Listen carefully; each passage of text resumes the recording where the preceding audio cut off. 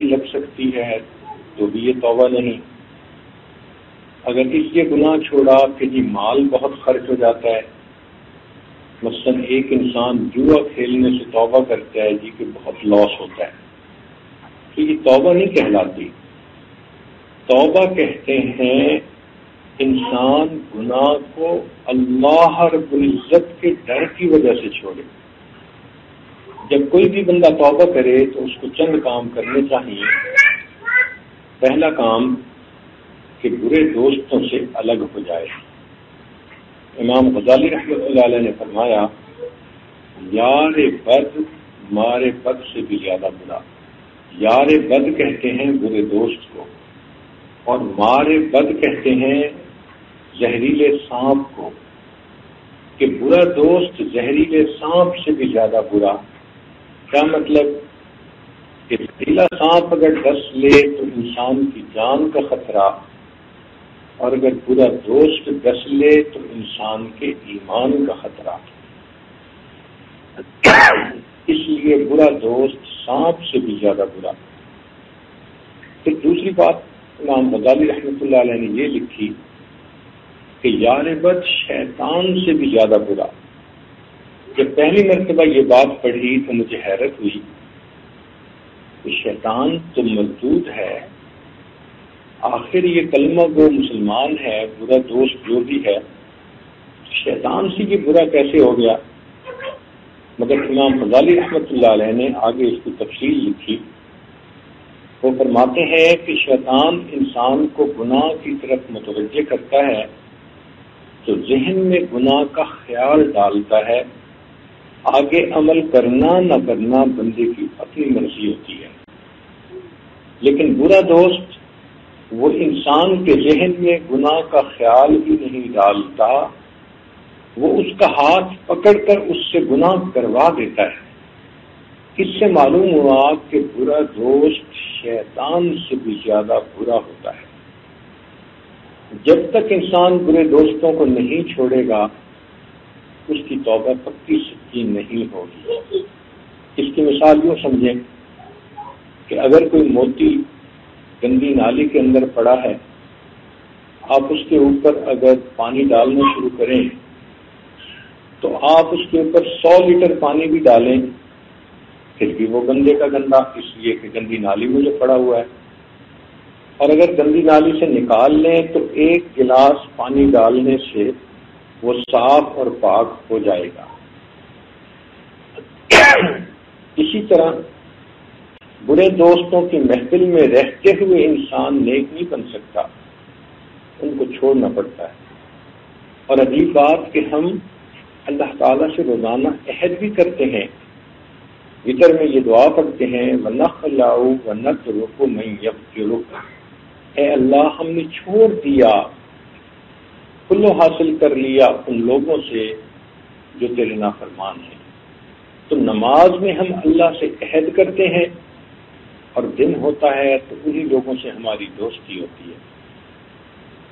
تو توبہ کرنے والا بندہ ایک تو برے دوستوں کو چھوڑ دے، اور دوسرا یہ کام کرے کہ توبہ میں تاخیر پر بھی توبہ کرے. مثال کے طور پہ گناہ کیا جوانی کی عمر میں، اب بڑھاپا آ گیا، ابھی تک توبہ نہیں کی، تو یہ جو توبہ میں ڈیلے ہوا، تاخیر ہوئی، یہ مستقل ایک گناہ ہے. تو اب 2 گناہ بن گئے، ایک جو جوانی میں گناہ کیا تھا اور دوسرا جو اس پہ توبہ کرنے میں دیر کر دی تھی. اس پر بھی انسان اللہ کے حضور توبہ کرے، پھر اپنے نفس پہ اعتماد نہ کرے. اگر برے دوست ہیں تو ان کے ٹیلی فون نمبر سب ڈیلیٹ کر دے، میسیجز سب ڈیلیٹ کر دے. یہ نہیں ہے کہ بس میسج آتے ہیں میں پڑھ لیتی ہوں مگر میں رسپانس نہیں دیتی. آج آپ یہ کہہ رہی ہیں، کل جب شیطان آپ کے ذہن میں شیطانی خیال ڈالے گا تو پھر میسیجز کے جواب بھی آنے شروع ہو جائیں گے. تو شریعت نے کہا کہ اپنی نفس پہ اعتماد مت کرو، حقوق اللہ کو بھی پورے کرے اور حقوق العباد کی معافی تلافی کرے. اگر حرام چیزیں ہیں تو ان کو ضائع کر دے. مثال کے طور پہ اگر اپنے ایسے فوٹو البم بنائے جو لباس پورا نہیں، غیر محرموں کے ساتھ کھینچے گئے، تو ایسے تمام تصویروں کو تلف کر دینا ضروری ہے. شریعت نے کہا اگر کوئی آدمی شراب پیتا تھا اور اس نے شراب سے توبہ کر لی اور وہ کہتا ہے جی کہ جن گلاسز میں شراب پیتا تھا اب میں ان میں پانی پی لیا کروں گا، تو شریعت کہتی ہے ہرگز نہیں، تم ان گلاسوں کو بھی توڑ دو. وجہ یہ ہے کہ جب ان گلاسوں میں تم پانی یا کوئی جوس پیو گے تو جوس پیتے ہوئے تمہیں شراب یاد آئے گی، تو گناہ کی یاد دلانے والی چیز کو بھی ختم کر دو. پھر حرام مال سے جو بدن پرورش پایا اس کو اللہ کے راستے میں نیکی میں صرف کرے، نیک لوگوں کو دوست بنائے. جو توبہ کرنے والا بندہ ہو اس کو چاہیے کہ جن لوگوں نے پہلے توبہ کی اور حدیث پاک میں ان کا تذکرہ ہے، کتابوں میں ان کے واقعات ہیں، ان کے واقعات کو پڑھے کہ وہ کیسے سچی توبہ کرنے والے لوگ تھے. حدیث پاک میں آتا ہے نبی علیہ السلام کی خدمت میں ایک عورت آئی، عرض کیا اے اللہ کے حبیب صلی اللہ علیہ وسلم مجھ سے بڑا گناہ ہو گیا. نبی علیہ السلام نے چہرے انور دوسری طرف کر لیا. وہ ادھر سے آئی، اے اللہ کے حبیب سے مجھ سے بڑا گناہ ہو گیا. نبی علیہ السلام نے چہرہ تیسری طرف کر لیا. اس نے ادھر سے آ کے یہی کہا. نبی علیہ السلام نے چہرہ چوتھی طرف کر لیا. اس نے چوتھی مرتبہ پھر یہی کہا. جب 4 مرتبہ اس نے اقرار کر لیا اے اللہ کے حبیب صلی اللہ علیہ وسلم مجھ سے زنا سرزد ہو گیا، آپ مجھے پاک کر دیجیے. نبی علیہ السلام نے فرمایا کہ ہو سکتا ہے تجھے وہم ہو گیا ہو. اس نے کہا اے اللہ کے حبیب صلی اللہ علیہ وسلم وہم کی بات نہیں، میں پریگننٹ ہوں اور میں آپ کے پاس آئی ہوں کہ مجھے پاک کر دیجیے. نبی علیہ السلام نے فرمایا کہ اچھا تم جاؤ اور جب تمہارے ہاں بچے کی ولادت ہو جائے تو اس وقت تم میرے پاس واپس آنا. وہ صحابیہ واپس چلی جاتی ہے. اب ذرا غور کیجئے کہ 9 مہینے کا وقت تھا. اگر وہ چاہتی تو اپنی بات سے پھر بھی سکتی تھی، اگر وہ چاہتی تو کسی دوسرے شہر میں ہجرت کر جاتی، اگر وہ چاہتی تو کوئی اور بہانہ کر لیتی، مگر نہیں. اس کے دل میں ایک آگ لگی ہوئی تھی. اس کو یہ احساس ہو گیا تھا کہ جو گناہ میں نے کیا وہ بہت بڑا، اور اب میں اللہ کے سامنے قیامت کے دن شرمندہ نہیں ہونا چاہتی. اس کو یہ پتہ چل گیا تھا کہ اللہ تعالیٰ زناکار سے ناراض ہوتے ہیں، اور زناکار آدمی جب تک سچی توبہ نہ کرے وہ پاک نہیں ہوتا. تو وہ ڈرتی تھی کہ ایسا نہ ہو کہ قیامت کے دن میں اللہ کے سامنے ناپاک حالت میں پیش کی جاؤں. اور یہ بھی جانتی تھی کہ قیامت کے دن جب زناکار عورت اللہ کے سامنے پیش ہوگی تو حدیث پاک کا مفہوم کہ اللہ تعالیٰ اپنے چہرے انور کو ہٹا لیں گے، اس کی طرف نہیں دیکھیں گے. یہ کتنی بڑی سزا ہوگی کہ قیامت کے دن اللہ تعالیٰ اس لیے اس کی طرف نہ دیکھے کہ تم تو اپنا چہرہ غیر محرم کو دکھاتی تھی.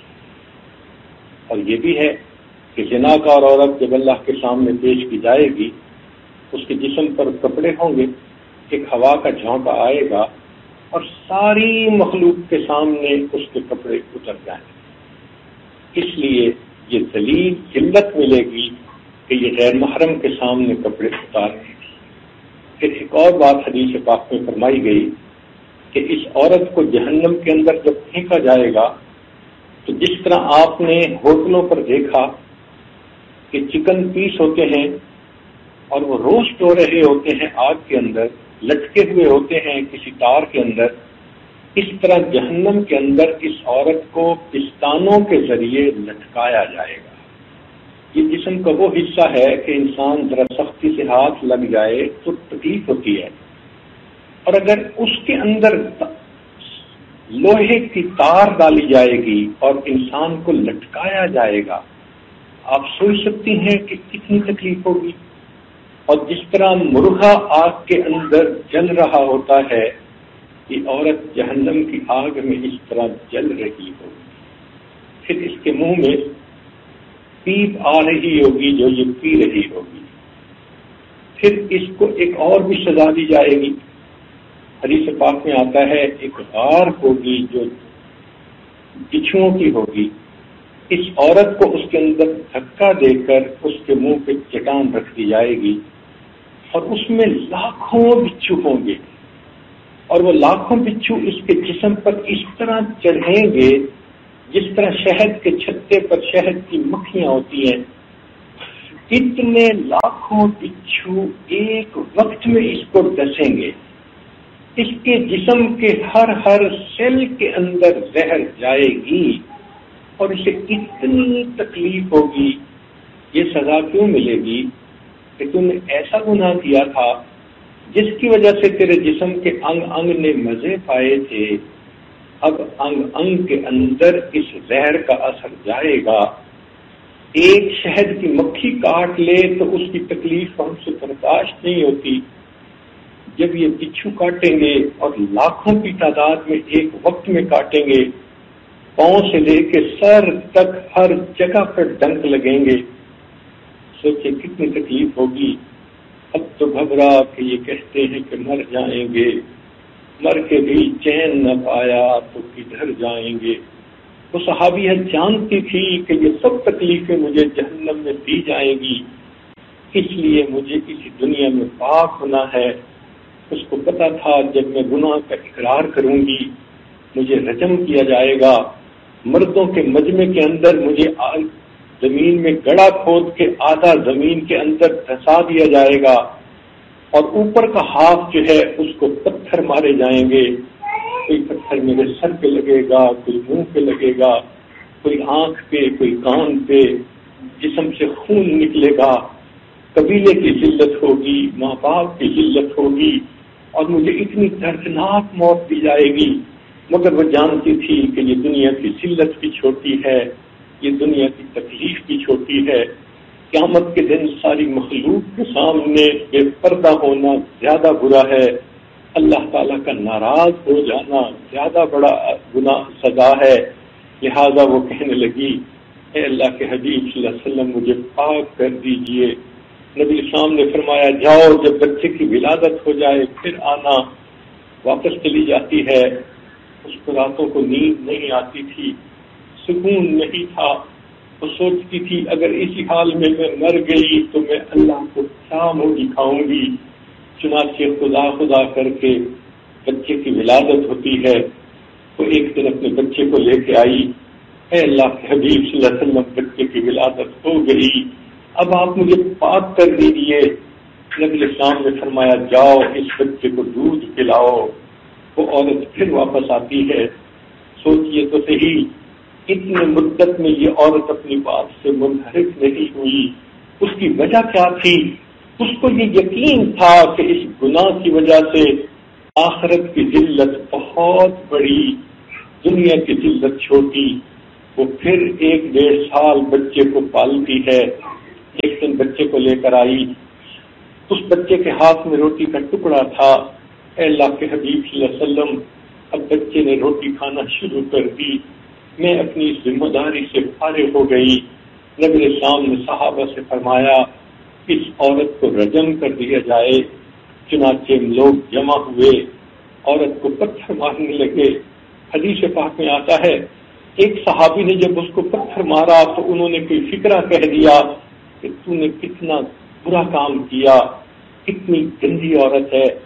جب اس نے یہ کہا تو نبی اسلام نے اس صحابی کو منع کر کے یہ کہا، میرے صحابی اس عورت کو یہ بات مت کرو، لقد تابت توبتن، اس عورت نے ایسی توبہ سچی کی ہے، لو قسمت بین 70 من اہل المدینہ وسعتهم، اس کی توبہ کے ثواب کو مدینہ کے 70 گنہگاروں میں تقسیم کر دیا جاتا، 70 گنہگاروں کی بھی مغفرت ہو جاتی۔ کیسی وہ صحابیہ تھی، کہ اس نے توبہ کرنے کا حق ادا کر دیا. تو معلوم ہوا کہ ایسے واقعات پڑھنا کہ جس میں توبہ کرنے والوں نے سچی توبہ کی، اس سے انسان کی ہمت بڑھتی ہے. علماء نے لکھا ہے کہ بعد میں توبہ کرنے لگتا ہے، اس کے ذہن میں شیطان مختلف اشکالات ڈالتا ہے. سب سے پہلا سوال تو یہ ڈالتا ہے، میں اتنی بڑی گنہگار ہوں، میں نے اتنے زیادہ گناہ کیے، میرے یہ گناہ کیسے معاف ہوں گے؟ سنیے، اللہ رب العزت کی رحمت بہت بڑی ہے. فرمایا میرے بندے، اگر تیرے گناہ آسمان کے ستاروں کے برابر ہیں، اگر تیرے گناہ ساری دنیا کی ریت کے ذرات کے برابر ہیں، اگر تیرے گناہ ساری دنیا کے درختوں کے پتوں کے برابر ہیں، اگر تیرے گناہ سمندروں کی جھاگ کے برابر ہیں، میرے بندے تیرے گناہ تھوڑے ہیں، میری رحمت زیادہ ہے. تو توبہ کرے گا، میں تیری توبہ کو قبول کر دوں گا. قل یا عبادی الذین اسرفوا علی انفسہم لا تقنطوا من رحمت اللہ. اے میرے وہ بندو جنہوں نے اپنی جانوں پر ظلم کیے، اللہ کی رحمت سے مایوس نہ ہونا. ان اللہ یغفر الذنوب جميعا، اللہ سب گناہوں کو معاف کرنے والا ہے. تو رب کریم نے گناہوں کو معاف کرنے کی خوشخبری سنا دی. سبحان اللہ. بخاری شریف کی روایت ہے، ایک بندے نے 100 آدمیوں کو قتل کیا تھا، اس کو ندامت ہوئی، اس نے چاہا کہ میں توبہ کروں، چنانچہ وہ علماء کی بستی کی طرف چل پڑا. راستے میں اسے موت آ گئی. ادھر سے جہنم کے فرشتے بھی آ گئے اور جنت کے فرشتے بھی آ گئے. جہنم کے فرشتے کہنے لگے 100 بندوں کا قاتل ہے، اسے جہنم میں لے جانا ہے. جنت والے فرشتے کہنے لگے توبہ کی نیت سے چل پڑا تھا، اب اس کو جنت میں لے جانا چاہیے. حتیٰ کہ دونوں نے اپنا اپنا معاملہ اللہ کے سامنے پیش کیا. رب کریم نے فرمایا تم اس کے راستے کی پیمائش کرو. اگر یہ اپنے گھر سے قریب تھا اور اگلی بستی دور تھی، جہنم میں لے جاؤ. اگر توبہ والی بستی کے قریب تھا، گھر سے دور پہنچ گیا تھا، جنت میں لے جاؤ. حدیث پاک میں آتا ہے جب فرشتوں نے پیمائش کی تو جہاں بالکل راستے کا نصف تھا اس جگہ پر اس بندے کو موت آئی تھی، مگر اس کی لاش اگلی بستی کی طرف گری تھی. صرف اتنا قریب ہونے پر اللہ نے اس کے سب گناہوں کو معاف کر دیا. یہ توبہ کی نیت سے چل پڑا تھا. اس لیے ہمیں چاہیے کہ توبہ میں جلدی کر لیں. حدیث ایک اور اشکال بندے کے ذہن میں یہ آتا ہے کہ میں تو توبہ کرنا چاہتی ہوں، مگر جو لوگ ہیں وہ مجھے زبردستی گناہ کرنے پر مجبور کر دیتے ہیں، بد کردار مجھ پر چڑھائی کر لیتے ہیں، میں کمزور ہوں. بات تو نہیں ہے. انسان جب گناہ نہ کرنا چاہے کوئی مجبور نہیں کر سکتا. چنانچہ اس بارے میں 2 واقعات سن لیجئے. ایک صحابی کے حضرت مرشد رضی اللہ تعالی عنہ، زمانہ جاہلیت میں مکہ کی ایک عورت کے ساتھ ان کے غلط تعلقات تھے. وہ عورت کوئی بہت خوبصورت قسم کی چیز تھی. چنانچہ جب انہوں نے توبہ کر لی، یہ مدینہ طیبہ آ گئے، مدینہ طیبہ کلمہ پڑھ لیا، حتیٰ کہ زندگی گزارنے لگے. ایک مرتبہ کاروبار کے لیے ان کو مکہ مکرمہ واپس آنا تھا. مغرب کے بعد کا وقت ہے، مکہ مکرمہ میں داخل ہوتے ہیں، گلی میں سے گزر رہے تھے. اچانک اس عورت کا نظر ان پر پڑ گئی. اس نے ان کو کہا کہاں غائب ہو گئے، آئی miss you, I love you.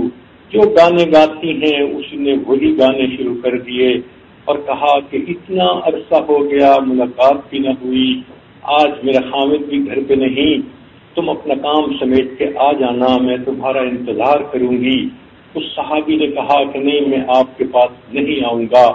اس نے پوچھا مرشد تم وہی ہو جو مکہ کی گلیوں میں پھرتے تھے، آنکھوں میں آنسو ہوتے تھے، میری منتیں کرتے تھے کہ میں ایک مرتبہ تمہیں چہرہ دکھا دوں، منتیں کرتے تھے میں ایک دفعہ تم سے بات کر لوں، تم میرے جسم کو ہاتھ لگانے کے لیے ترستے پھرتے تھے.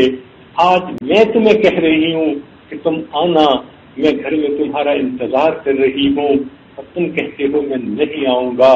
اس دوران اس عورت نے یہ محسوس کیا کہ وہ صحابی بات کر رہے تھے مگر آنکھ نہیں اٹھ رہی تھی، آنکھیں جھکی ہوئی تھیں.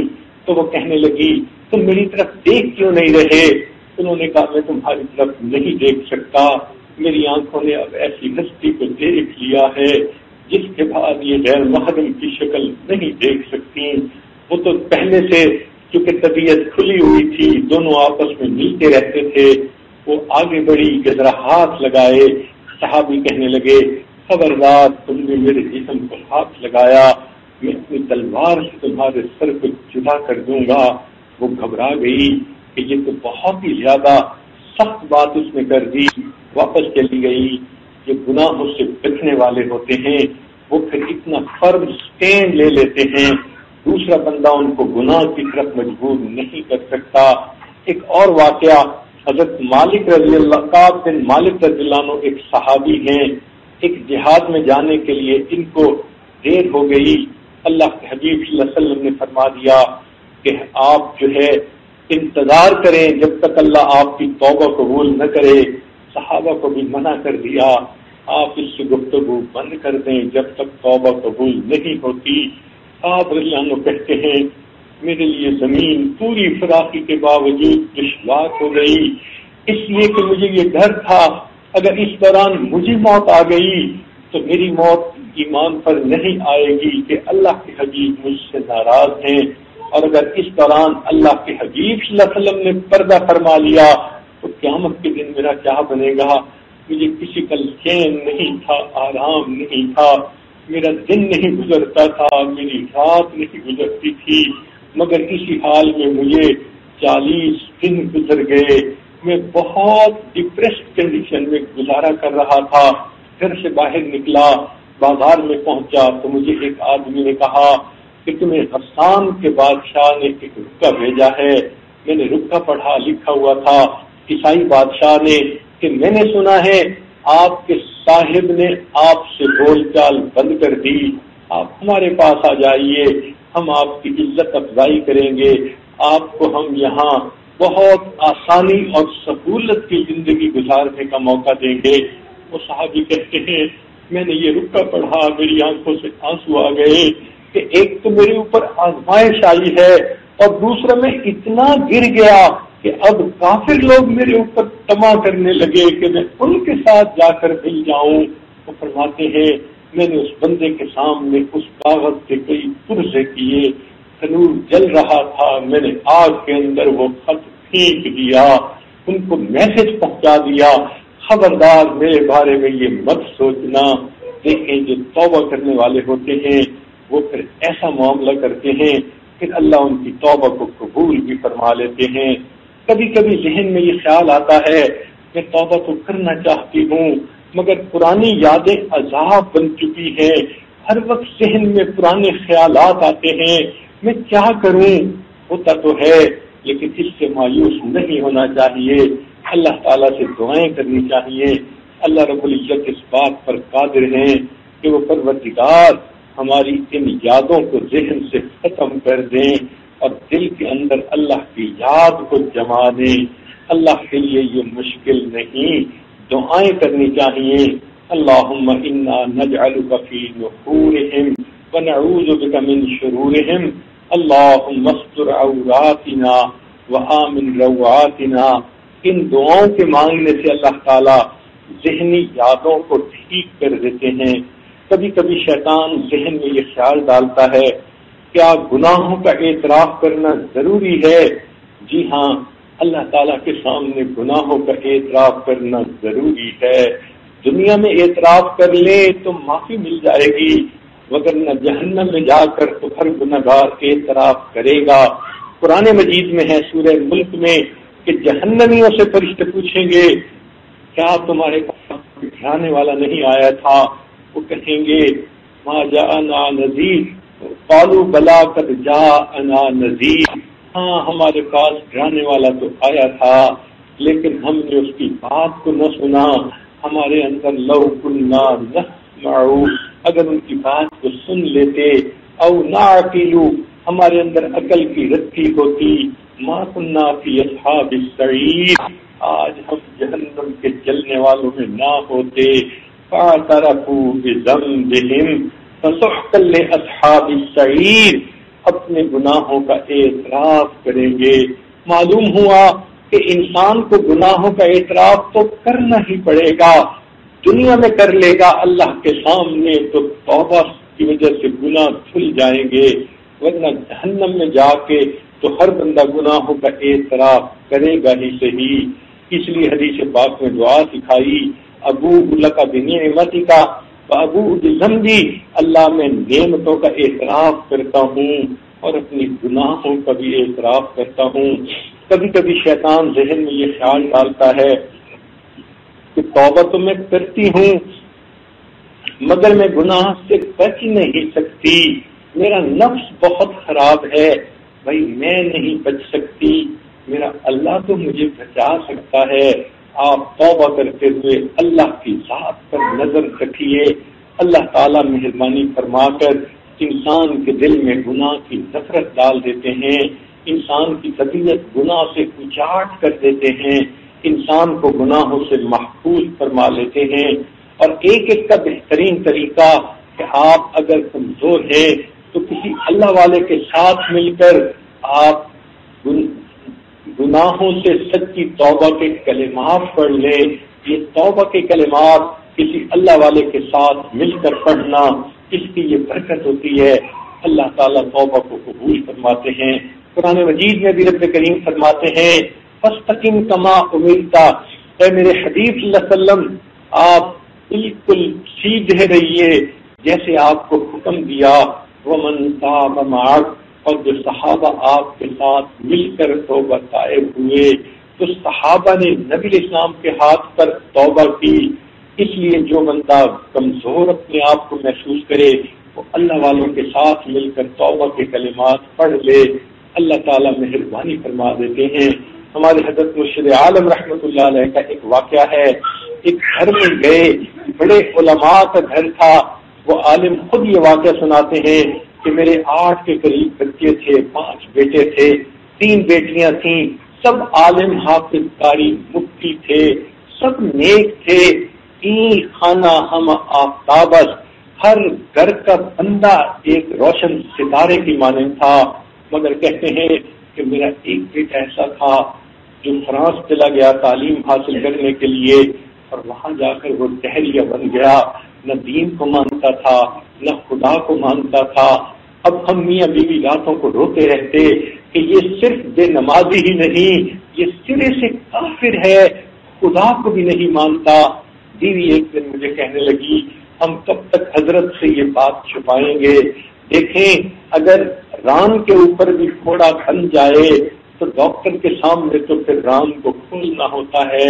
اسی طرح جب کوئی ایسی بات ہو کہ جو پوشیدہ ہو مگر شیخ کے سامنے تو اس کو بتانا پڑتا ہے تاکہ اس کا علاج ہو سکے.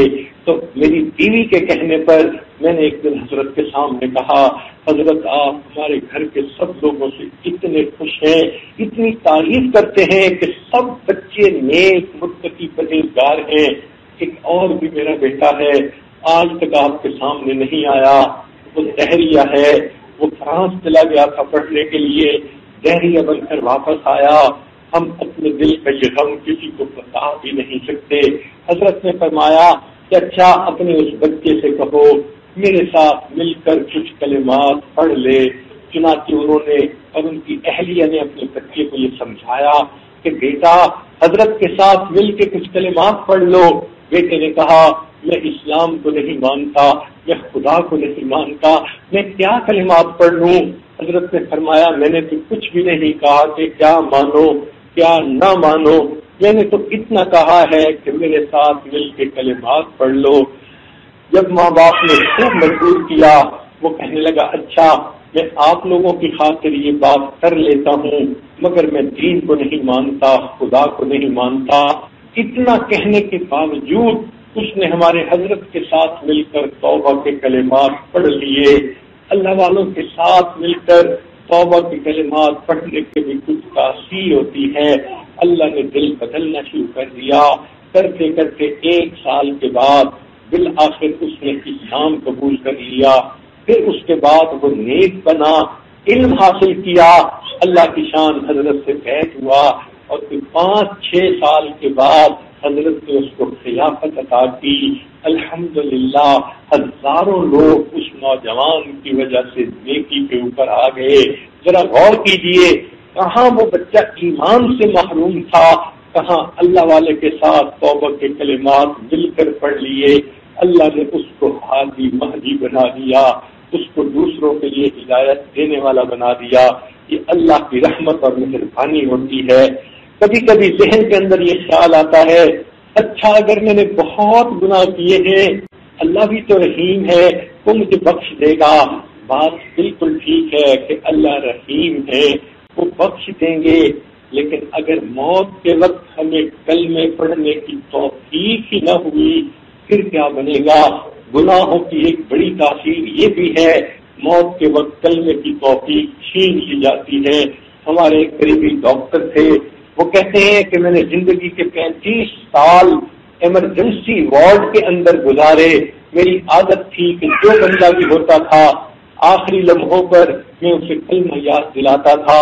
فرماتے ہیں میرا تجربہ یہ ہے، 100 میں سے 5 ہوتے تھے جو اونچی آواز سے کلمہ پڑھتے تھے اور باقی کو کلمہ پڑھنے کی توفیق ہی نہیں ہوتی تھی۔ تو اگر موت کے وقت توفیق ہی چھین لی گئی، علماء نے لکھا ہے جو کبیرہ گناہ کرنے والے لوگ ہوں اگر زندگی میں توبہ نہ کریں تو موت کے قریب زبان پہ فالج پڑ جاتا ہے، اس وقت کلمہ پڑھنا بھی کیا ہے، زبان حرکت نہیں کرتی۔ اللہ اکبر! اس وقت کے آنے سے پہلے ہمیں چاہیے کہ ہم گناہ سے سچی توبہ کر لیں۔ جب انسان توبہ کے لیے تیار ہو جائے، اس کے ذہن میں کچھ سوال ہوتے ہیں، آئیے ان سوالوں کے جوابات بھی سن لیجیے۔ ایک سوال ذہن میں یہ آتا ہے کہ میں نے توبہ کی، پھر اس کے بعد پھر گناہ سرزد ہو گیا، تو گناہ کے سرزد ہونے سے پہلی توبہ ٹوٹ گئی۔ جواب اس کا سن لیجئے، گناہ سے توبہ کی، اللہ نے گناہوں کو معاف کر دیا، اگر کچھ عرصے کے بعد پھر گناہ ہو گیا، پہلی توبہ ٹوٹتی نہیں بلکہ اب دوبارہ پھر توبہ کرنی ضروری ہوتی ہے۔ اس کی مثال وہ سمجھیں، آپ کے سیل فون میں میسیجز تھے، آپ نے ان کو ڈیلیٹ کر دیا، تھوڑی دیر کے بعد ایک نیا میسج آ گیا، تو نئے میسج کے آنے سے پرانے میسج کہیں واپس تو نہیں آ جاتے، تو ڈیلیٹ ہو چکے۔ اسی طرح توبہ سے پہلے گناہ معاف ہو چکے، اگر دوبارہ گناہ سرزد ہو گیا، اس گناہ پر دوبارہ نئے سرے سے توبہ کرنی چاہیے۔ کبھی کبھی ذہن میں یہ بات آتی ہے کہ میں ایک گناہ کرتے ہوئے دوسرے گناہ سے توبہ کر سکتی ہوں۔ مثال کے طور پہ میں پردہ بھی نہیں کرتی اور میرا کسی غیر محرم مرد کے ساتھ تعلق بھی تھا، اب میں غیر محرم مرد کے تعلق والے گناہ سے توبہ کرنا چاہتی ہوں، تو کیا میری وہ توبہ قبول ہو جائے گی؟ جی ہاں، ایک گناہ کرتے ہوئے دوسرے گناہ سے انسان توبہ کرے تو دوسرے گناہ سے توبہ قبول ہو جاتی ہے، اس کی برکت سے ہو سکتا ہے اللہ پہلے گناہ سے بھی توبہ کی توفیق عطا فرمائے۔ اسی طرح ایک بے نمازی عورت ہے، بے پردہ عورت ہے، وہ کہتی ہے کہ جی میں پردہ تو ابھی نہیں کر سکتی لیکن میں نماز پڑھنا شروع کر سکتی ہوں۔ بہت اچھا، آپ نماز شروع کر دیجئے، نماز کی برکت سے اللہ پردے کی بھی توفیق عطا فرما دیں گے۔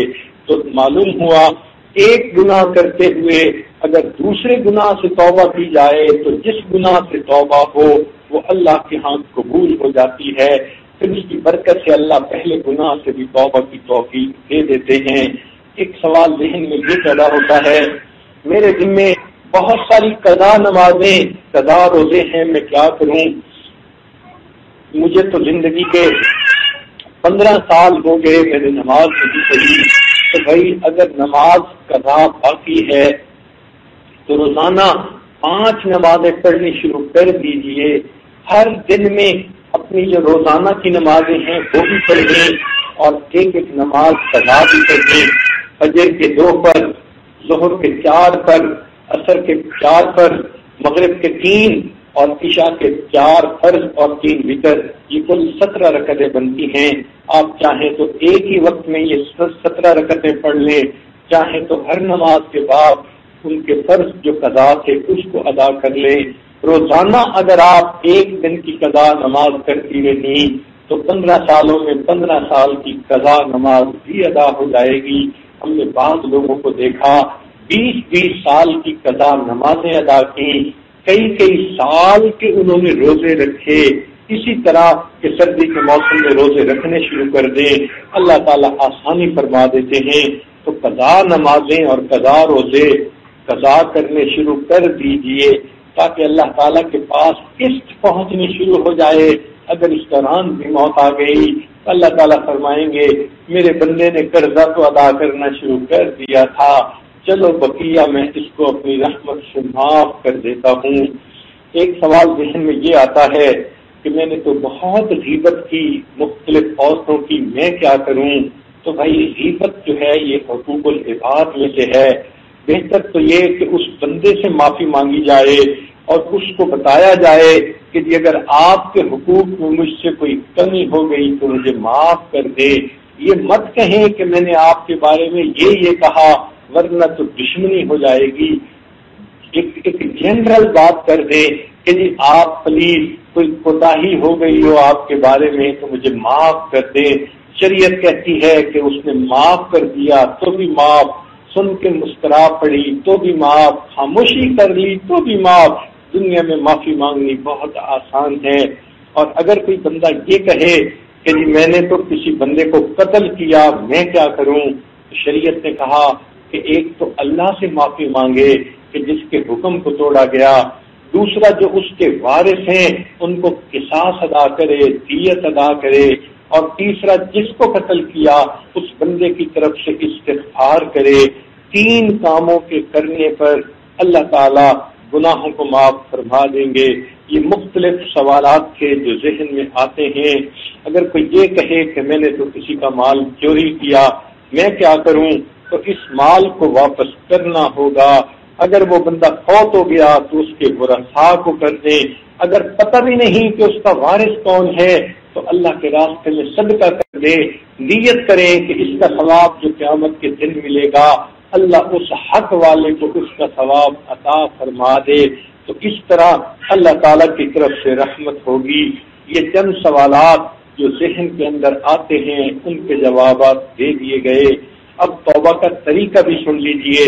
سیدنا صدیق اکبر رضی اللہ تعالیٰ عنہ فرماتے ہیں کہ نبی علیہ السلام نے ارشاد فرمایا ما من رجل یذنب ذنبا، جو بندہ بھی کوئی گناہ کرتا ہے ثم یقوم، پھر وہ کھڑا ہوتا ہے، فیتطہر، اور وہ وضو کرتا ہے، ثم یصلی رکعتین، پھر وہ 2 رکعتیں نماز پڑھتا ہے، ثم یستغفر اللہ، پھر وہ استغفار کرتا ہے، غفر اللہ لہ، اللہ اس کے گناہ کو معاف کر دیتے ہیں۔ تو ہمیں 2 رکعت صلاۃ التوبہ پڑھنی چاہیے۔ عشاء کے بعد بھی پڑھ سکتی ہیں، تہجد کے وقت بھی پڑھ سکتی ہیں، دن کے اوقات میں بھی پڑھ سکتی ہیں۔ جب نیت ہو گناہ سے توبہ کرنے کی، وضو کر کے 2 رکعت نفل پڑھیں اور اللہ سے دعا مانگیں، اللہ میں گناہگار بندی آج گناہ کو چھوڑنے کا ارادہ کر رہی ہوں، میرے اوپر مہربانی فرما دینا، میری توبہ کو قبول کر لینا۔ جب بندہ اللہ تعالیٰ سے عاجزی کے ساتھ مانگتا ہے اللہ تعالیٰ توبہ قبول فرما لیتے ہیں۔ ابن قیم رحمۃ اللہ علیہ نے ایک عجیب واقعہ لکھا ہے، امید ہے کہ آپ اس کو دل کے کانوں کے ساتھ سنیں گی۔ فرماتے ہیں میں ایک گلی میں سے جا رہا تھا، میں نے دیکھا ایک دروازہ کھلا، ایک ماں اپنے 8-9 سال کے بچے سے خفا ہو رہی تھی، کہہ رہی تھی تو ضدی بن گیا ہے، نافرمان بن گیا ہے، میری بات نہیں سنتا، میری بات نہیں مانتا، اچھا اگر تو نے میری بات نہیں مانی تو دفع ہو جائے اس گھر سے۔ ماں نے غصے سے اس بچے کو جو دھکا دیا وہ بچہ گھر سے باہر آ کر گرا، ماں نے غصے سے دروازہ بند کر دیا۔ ابن قیم رحمۃ اللہ علیہ فرماتے ہیں میں وہیں کھڑا ہو گیا یہ دیکھنے کے لیے کہ ہوتا کیا ہے۔ کہتے ہیں کہ وہ بچہ تھوڑی دیر تو روتا رہا، پھر وہ کھڑا ہوا اور ایک طرف اس نے چلنا شروع کر دیا، جب چلتے چلتے گلی کے کنارے پر پہنچا، کونے پر پہنچا، تو پھر کھڑا ہو کے کچھ سوچنے لگا، پھر آہستہ قدموں سے واپس آ گیا، اپنے گھر کے دروازے پر بیٹھ کے تھکا ہوا تھا، مار پڑی تھی، اس کو نیند آ گئی، وہ سو گیا۔ تھوڑی دیر کے بعد ماں نے کسی ضرورت کے لیے دروازہ کھولا، دیکھا کہ بچہ دروازے کے اوپر، دہلیز کے اوپر سویا ہوا ہے، ابھی اس کا غصہ ٹھنڈا نہیں ہوا تھا۔ وہ پھر اس کو شاؤٹ کرنے لگی، تم جاتے کیوں نہیں؟ اگر تم نے میری بات نہیں ماننی تو چلے جاؤ یہاں سے۔ جب ماں نے اس کو دوبارہ ڈانٹ ڈپٹ کی، وہ بچہ اٹھا، آنکھوں میں آنسو آ گئے، کہنے لگا امی جب آپ نے مجھے گھر سے دھکا دیا تھا، میں نے دل میں سوچا تھا میں چلا جاتا ہوں، میں کسی کا جا کر نوکر بن جاؤں گا، میں کسی کے جوتے صاف کر لوں گا، میں کسی کے گھر میں کھانا بنانے میں جو ہے مزدوری کر لوں گا، مجھے کچھ کھانے کو بھی مل جائے گا، رہنے کی بھی جگہ مل جائے گی، یہ سوچ کے میں یہاں سے چل پڑا تھا۔ مگر جب میں گلی کے کونے پر پہنچا، میرے ذہن میں یہ بات آئی، تجھے کھانا بھی مل جائے گا، تجھے پہننے کو بھی مل جائے گا، رہنے کو بھی مل جائے گا، لیکن جو محبت تجھے امی دیتی ہے وہ محبت مجھے دنیا میں کہیں نہیں ملے گی۔ یہ سوچ کے امی میں واپس آ گیا، میں اسی دروازے پہ بیٹھا ہوں، تم مجھ سے خفا ہو یا ناراض ہو، تو مجھے مارے یا مجھے ڈانٹے، امی میں تمہارا بیٹا ہوں، میں کہیں نہیں جاتا۔ جب بچے نے یہ بات کی کہ میں تمہارا بیٹا ہوں، کہیں نہیں جاتا، ماں کی ماں جوش میں آ گئی، اس نے بچے کو اٹھایا، اپنے سینے سے لگا لیا، میرے بیٹے اگر تم یہ سمجھتے ہو جو محبت میں تمہیں دے سکتی ہوں دنیا میں کوئی دوسرا نہیں دے سکتا، آؤ میرے گھر کے دروازے کھلے ہیں، میرے گھر میں آ جاؤ۔ ابن قیم رحمۃ اللہ علیہ یہ واقعہ لکھنے کے بعد کہتے ہیں کہ جس طرح بچے نے ماں کو یہ کہا، اگر کوئی گنہگار بندہ اللہ کے دروازے پر آ جائے اور یہ کہے الہی عبدک العاصی عطا کا، اللہ تیرا گنہگار بندہ تیرے دروازے پہ حاضر ہے، مکمل جس جنوب کے وقت کا آقا، اللہ اپنے گناہوں کا وہ اقرار کرتا ہے، آپ سے یہ فریاد کرتا ہے، فَإِن تَغْفِرْ فَأَنْتَ لِذَاكَ أَهْلٌ، اللہ اگر آپ معاف کر دیں تو آپ کو یہ بات سجتی ہے، وَإِن تَغْفِرْ وَإِن تَطْرُدْ فَمَن يَرْحَمْ سِوَاكَ، اللہ اگر آپ دھکا دے دے تو آپ کے علاوہ کون ہے رحم کرنے والا۔ انسان جب اس طرح اللہ سے معافی مانگتا ہے پھر اللہ تعالیٰ ایسے بندے کی توبہ کو قبول فرماتے ہیں، گناہوں کو معاف کر لیتے ہیں۔ چنانچہ گناہوں سے توبہ کس کیفیت کے ساتھ کرنی چاہیے، اس بارے میں ایک واقعہ سن لیجئے تاکہ بات مکمل ہو جائے۔ یہ واقعہ وہب بن منبہ رحمۃ اللہ علیہ انہوں نے نقل کیا ہے بنی اسرائیل کے ایک نوجوان کا۔ فرماتے ہیں کان فی زمن موسیٰ علیہ السلام، موسیٰ علیہ السلام کے زمانے میں شاب عاقل ایک نوجوان تھا جو بڑا ہی بدکار تھا، مسرف علی نفسہ، اپنی جان پہ بہت ظلم کرتا تھا۔ چنانچہ بستی والوں نے یہ فیصلہ کیا اب اگر یہ پھر بدکاری کرے گا تو ہم اس کو اس بستی سے نکال دیں گے۔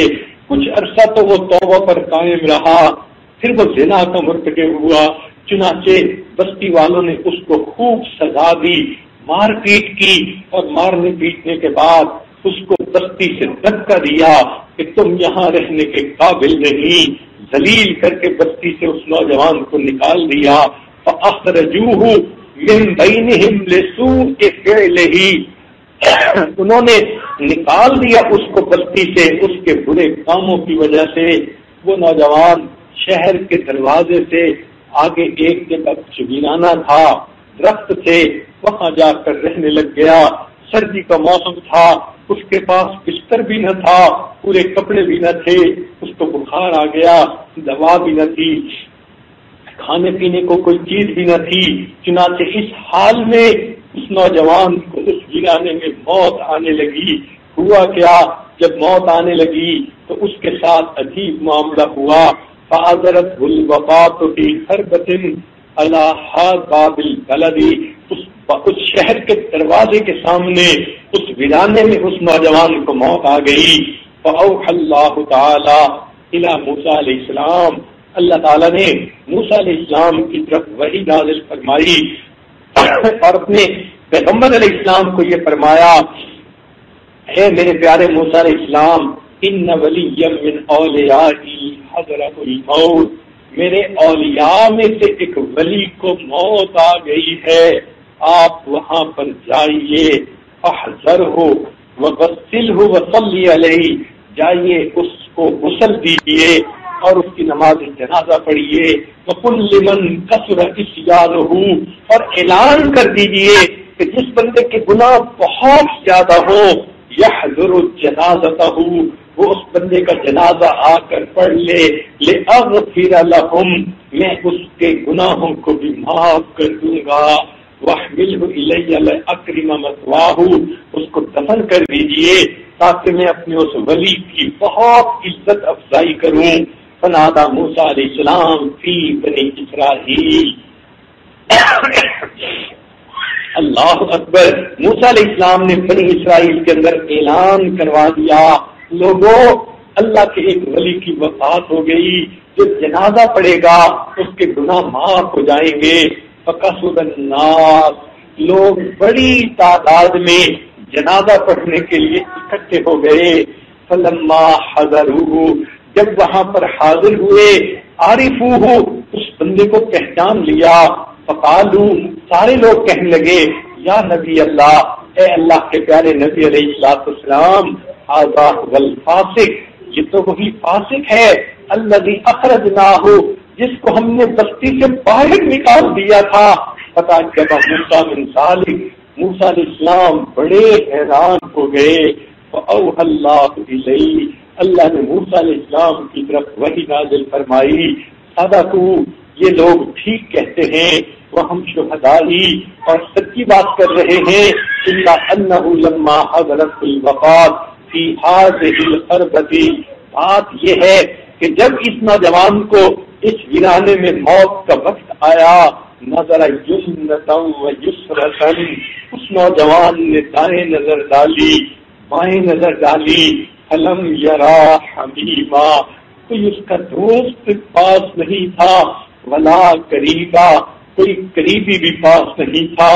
اس نے کہا، اللہ، ویرانہ ہے، نہ میری ماں پاس ہے، نہ بیوی پاس ہے، کوئی اپنا نہیں جسے میں دل کا غم سنا سکوں، یا اللہ، اکیلا ہوں، تنہا ہوں، ورعا نفسہ غریبۃ وحیدۃ ذلیلۃ، اس نے اپنے آپ کو اکیلا اور ذلیل پایا، منکسرۃ، اس کا دل ٹوٹا ہوا تھا، مجھے گھر سے بھی نکال دیا گیا، اب میرا یہ حال ہے۔ فرفع بصرہ الیہ، اس کثر کرسی کے حال میں اس نوجوان نے آسمان کی طرف نظر اٹھا کر دیکھا اور کہا، الہی، عبد من عبادک، تیرے بندوں میں سے میں بھی ایک بندہ ہوں، غریب فی بلادک، اللہ مجھے میرے وطن سے دھکے دے کے نکال دیا گیا، لو علمت ان عذابی یزید فی ملکک، اگر مجھے پتا ہوتا میرے عذاب دینے سے تیری شان بڑھ جائے گی، اب مجھے معاف کرنے سے گھٹ جائے گی، تو میں آپ سے کبھی مغفرت طلب نہ کرتا۔ ولیس لی ملجأ، اللہ میری کوئی جائے پناہ نہیں، ولا رجاء، مجھے کوئی امیدگاہ نہیں، الا انت، تو ہی تو ہے، وقد سمعت فیما انزلت، اور میں نے یہ بھی سنا ہے کہ آپ نے موسیٰ علیہ السلام کو پیغام بھیجا ہے، انی انا الغفور الرحیم، میں بڑا غفور اور بڑا رحیم ہوں، فلا تخیب رجائی، اللہ میری امیدوں کو ناکام نہ کرنا، یا موسیٰ، اے موسیٰ علیہ السلام، افکان یحسن بی ان اردہ، کیا مجھے یہ اچھا لگتا تھا میں اس نوجوان کی فریاد کو رد کر دیتا، وہ غریب علی ھذہ الصفۃ، اور وہ پردیس کی کیفیت میں تھا اس حال میں، وقت توسل الی بی، اس نے میری رحمت کے مجھ کو واسطے دیے، وتضرع بین یدی، میرے سامنے گڑ گڑایا، خوب رویا، وعزتی، موسیٰ علیہ السلام، مجھے اپنی عزت کی قسم لو سالنی فی المذنبین من اہل الارض جمیعا، اگر وہ ساری دنیا کے گنہگاروں کی بخشش کی مجھ سے فریاد کرتا، لوہبتہم لہ لذل غربتہ، میں پروردگار اس قسم پرسی کی وجہ سے اور فریاد کی وجہ سے جو اتنی عاجزی سے اس نے کی، میں دنیا کے سارے گنہگاروں کی مغفرت کر دیتا۔